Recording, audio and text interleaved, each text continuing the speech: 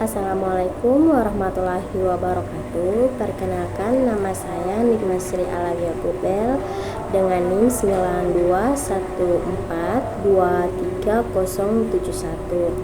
Saya mahasiswa jurusan akuntansi Fakultas Ekonomi di Universitas Negeri Gorontalo. Video ini saya buat untuk memenuhi tugas mata kuliah kewarganegaraan. Materinya tentang geostrategi dalam konteks ketahanan sosial. Geostrategi secara sederhana dapat diartikan sebagai metode atau aturan-aturan untuk mewujudkan cita-cita dan tujuan melalui proses pembangunan yang memberikan arahan tentang bagaimana membuat strategi pembangunan dan keputusan yang terukir dan terimajinasi guna mewujudkan masa depan yang lebih baik, lebih aman, dan bermartabat. Sir Barford McIntyre, guru besar geostrategi Universitas London, telah mengembangkan teori geostrategi kontinental yang merupakan teori saat ini digunakannya baik oleh negara-negara maju maupun negara-negara berkembang. Usaha McIntyre ini mengingatkan kita bahwa betapa pentingnya konsep geostrategi bagi terwujudnya cita-cita sebuah bangsa dalam usaha mempertahankan kemerdekaannya maupun mengembangkan kehidupannya menuju puncak kejayaannya. Bagi bangsa Indonesia sendiri, geostrategi dapat diartikan secara lebih rinci sebagai metode atau strategi untuk mewujudkan cita-cita proklamasi sebagaimana tercantum dalam pembukaan Undang-Undang Dasar 1945 melalui pembangunan nasional.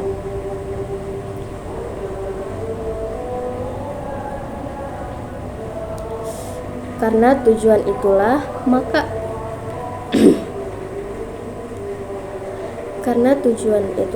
maka hal itu sebagai pegangan bahkan doktrin pembangunan dan dalam hal ini lazim disebut sebagai ketahanan nasional. Seperti tertera secara eksplisit dalam pembukaan Undang-Undang Dasar 1945, dijelaskan dalam alinea ketiga tentang pernyataan proklamasi.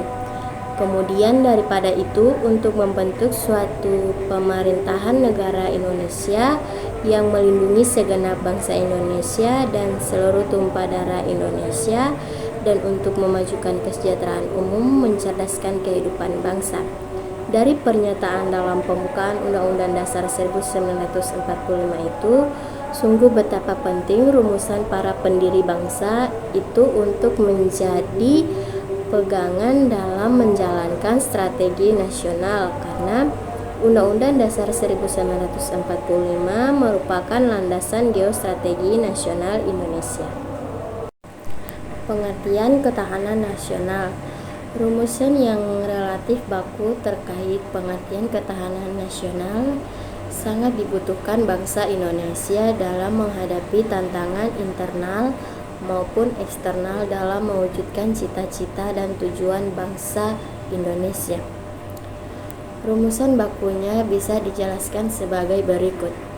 Ketahanan nasional atau TANNAS adalah kondisi dinamis bangsa Indonesia yang berisi keuletan dan ketangguhan yang mengandung kemampuan mengembangkan kekuatan nasional dalam menghadapi segala tantangan, ancaman, hambatan, dan gangguan baik dari dalam maupun dari luar untuk menjalin identitas integrasi kelangsungan hidup bangsa dan negara serta untuk mencapai perjuangan nasionalnya. Dalam pengertian tersebut, ketahanan nasional adalah kondisi kehidupan nasional yang harus diwujudkan. Kondisi tersebut harus terus diusahakan sejak dini, dibina dan bisa dimulai dari pribadi, keluarga, lingkungan, daerah, dan nasional. Proses berkelanjutan untuk mewujudkan kondisi tersebut dilakukan berdasar pemikiran geostrategi berupa konsepsi yang dirancang dan dirumuskan dengan memperhatikan kondisi bangsa dan konstelasi geografi Indonesia. Konsep inilah yang disebut ketahanan nasional. Jadi dapat disimpulkan bahwa ketahanan nasional adalah konsep geostrategi Indonesia. Sejak bangsa Indonesia memproklamirkan kemerdekaannya 17 Agustus 1945, bangsa Indonesia tidak luput dari berbagai gejolak dan gangguan baik dari dalam maupun luar yang nyaris mengoyak persatuan dan integritas nasional sebagai sebuah bangsa yang bersatu. Misalnya di era-era awal kemerdekaan, bangsa Indonesia harus berjuang sekuat tenaga untuk mempertahankan kemerdekaan dari agresi militer satu dan dua Belanda yang tidak rela melepaskan negara Indonesia menjadi sebuah negara merdeka setelah periode berabad-abad penjajahannya di seluruh wilayah Nusantara. Dalam konteks gangguan yang muncul dari dalam negeri sendiri, kita juga bisa menyaksikan pergolakan di dalam negeri selama masa awal kemerdekaan seperti gerakan APRA di Bandung, Andi Aziz di Makassar, pemberontakan RMS, pemberontakan PRRI di daerah Sumatera, dan Permesta di daerah Sulawesi, serta gerakan DI-TII di bawah pimpinan Kartosuwiryo, serta pemberontakan PKI tahun 1965. Gangguan-gangguan integrasi nasional tentu merupakan langkah mundur dan merupakan batu uji bangsa Indonesia dalam mempertahankan kemerdekaan dan kesatuan nasionalnya. Selain itu, karena dilihat dari letak geografis, potensi sumber daya alam, serta besar jumlah dan kemampuan penduduk yang dimilikinya, Indonesia juga menjadi ajang perebutan dan persaingan kepentingan dan pengaruh negara-negara besar atau adik kuasa. Terbukti beberapa pergolakan daerah di beberapa wilayah juga tidak terlepas dari dukungan kelompok negara-negara adik kuasa yang ikut bermain dan menyokong gerakan-gerakan tersebut demi keuntungan ekonomi maupun politik dari negara yang bersangkutan. Pertimbangan geostrategis bahwa Indonesia menempati kenyataan posisi silang dari berbagai aspek, di samping aspek geografi juga aspek demografi, ideologi, politik, ekonomi, sosial budaya, dan hankam. Secara lebih rinci, posisi silang Indonesia tersebut sebagai berikut. 1. Geografi. Wilayah Indonesia terletak di antara dua benua, yakni benua Asia dan benua Australia, serta di antara Samudra Pasifik dan Samudra Hindia. Kedua, demografi. Penduduk Indonesia terletak di antara penduduk jarang di selatan atau Australia dan penduduk paling padat utara atau RRC dan Jepang.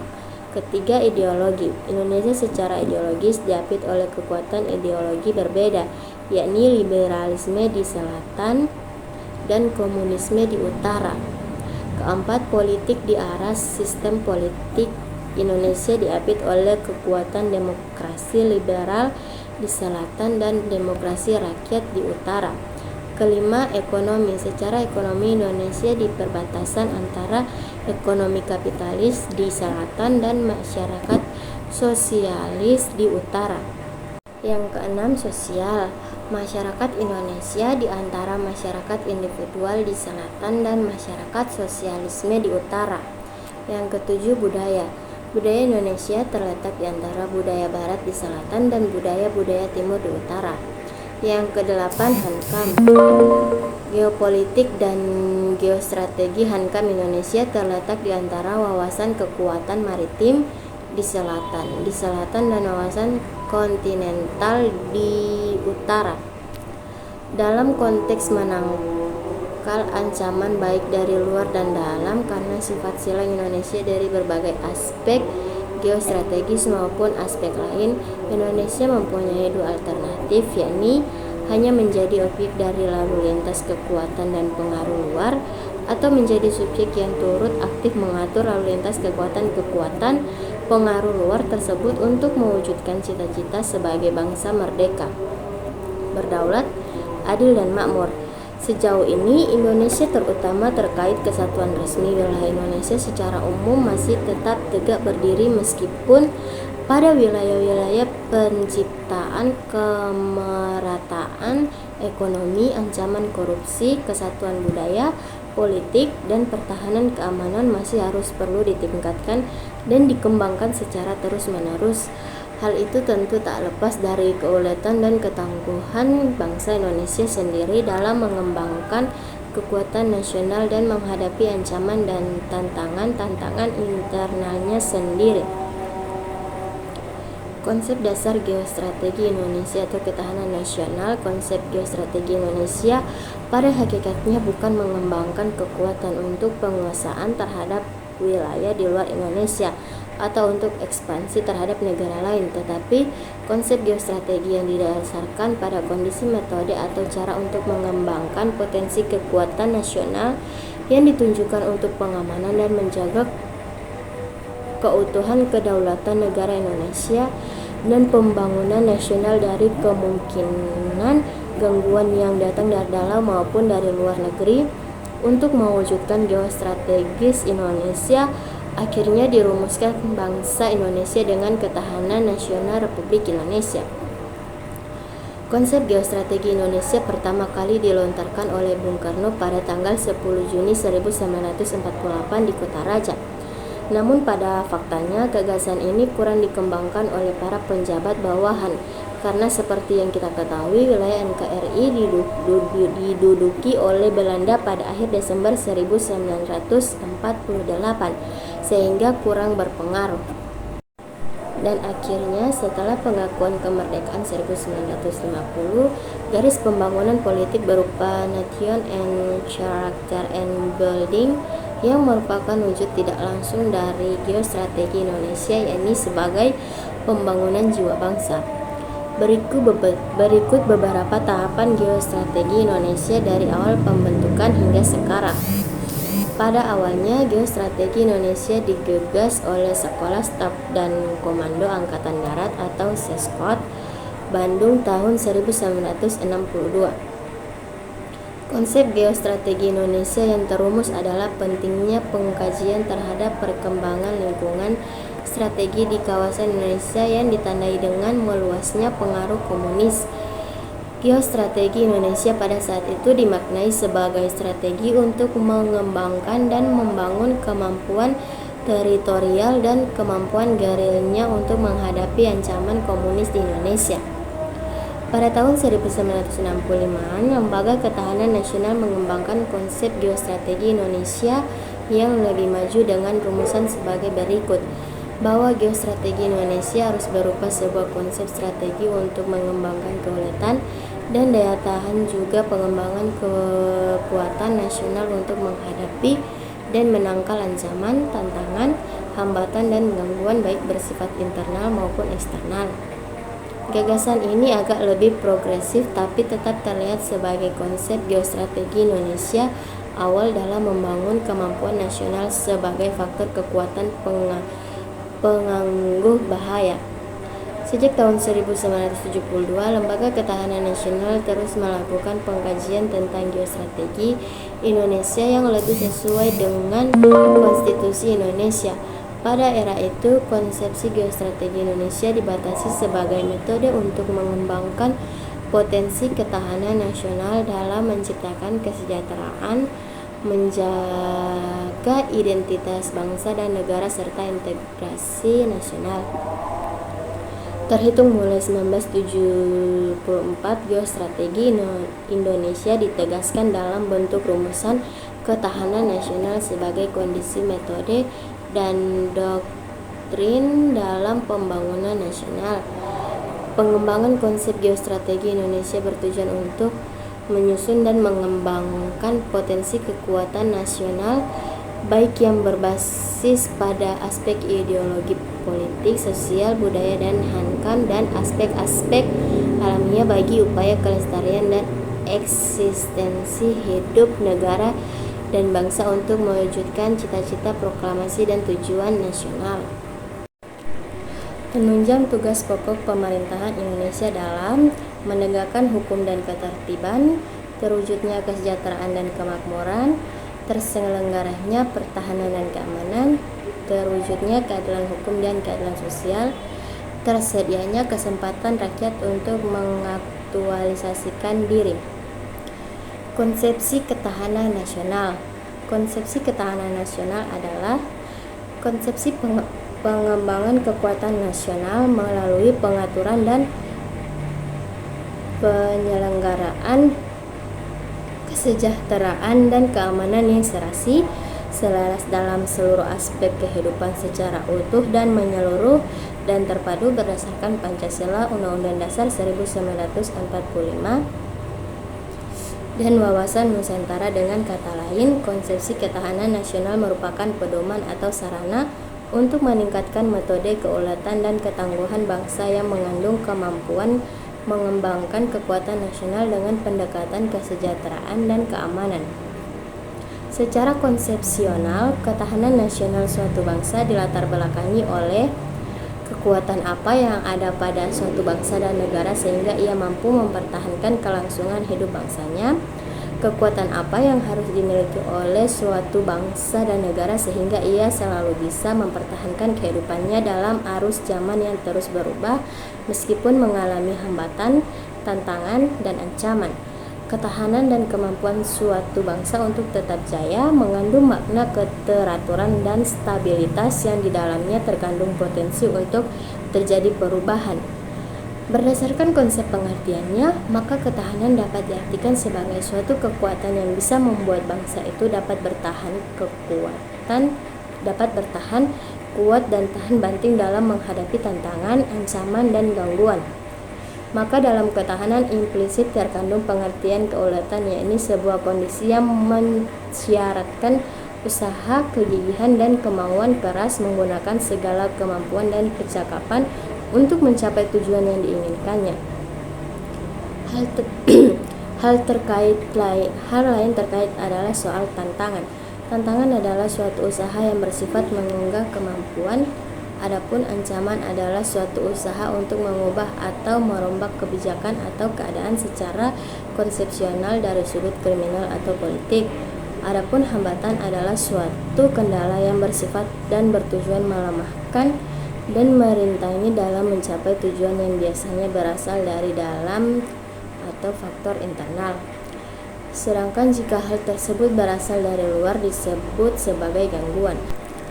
Selain itu, konsepsi ketahanan nasional juga dapat dipandang sebagai alternatif suatu pilihan dan konsepsi tentang kekuatan nasional seperti yang dianut oleh negara-negara besar di dunia ini. Di satu sisi, konsep kekuatan nasional bertumpu pada kekuatan fisik atau militer dengan politik kekuasaan, sedangkan pada ketahanan nasional tidak melulu pada kekuatan fisik, melainkan terlebih pada memanfaatkan daya dan kekuatan lainnya pada diri bangsa. Misalnya kekuatan ekonomi, sosial, budaya, kekayaan alam, sumber daya alam, dan lain-lain. Ketahanan nasional oleh karena itu pada hakikatnya usaha menyelenggarakan kesejahteraan dan keadilan nasional, kemakmuran, serta pertahanan dan keamanan di dalam kehidupan nasional.